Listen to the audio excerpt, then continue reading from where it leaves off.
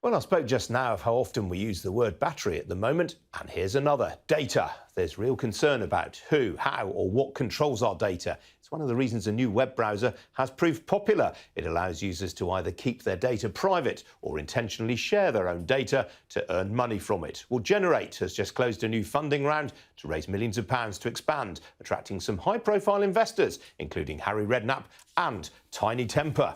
Well, Tinie Tempah joins me now, along with the Gener8 founder, Sam Jones. Sam, let me start with you. We had you on the programme in March last year. What have you been up to since? Good morning. Well, thank you very much for having me again, Ian. Since last year, we have taken off like a rocket ship. So if we look at just the last 4 weeks, we've been growing by a new download every 10 seconds. It really feels like we've captured the zeitgeist and the attention of the public by having this very simple philosophy that you mentioned there, Ian, where we give people a clear and transparent choice. Gener8 is a totally free-to-use browser, and when you download it, you can choose privacy mode, where we will stop all companies from tracking you online, or rewards mode, where you share your data with us and we monetize it for you. Well, Tinie, let me bring you in. What made you want to invest in this business? You know what? Half of it was the Dragon's Den pitch. As soon as I saw this Dragon's Den pitch, can you hear me?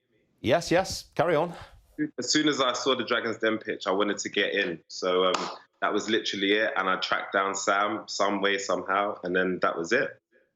And do you have a lot of investments? Have you put your money into other sort of startup businesses?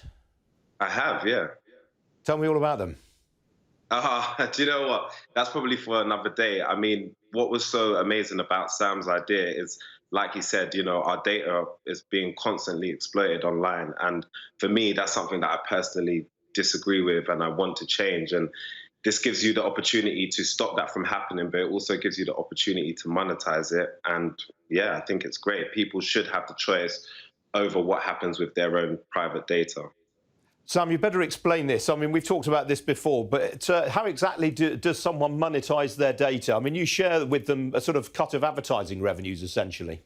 Absolutely. So I think the starting point is realizing that the open secret within the advertising industry is that it's been built on exploiting our data. So everything that we do online is being tracked. That means every question that we search for, every website that we go to, every action that we take. Companies, often that we've never even heard of, are collecting this information and selling it. But this is our information, Ian. And what we believe, as Tinie was saying, is that people should have a choice to stop this, or even better, to earn from it themselves. So that's why when a person signs up to Gener8 and chooses rewards mode, they get their own profile. It's in here that they tell us what they're interested in, and we use those interests to tailor all of the advertising that they see online so that they're based on their interests, and then the user is rewarded and earns points anytime that their data is used, and they redeem these points for products, vouchers, or donations to charity in our marketplace. So right now, the average user earns between £5 to £25 in rewards and value per month.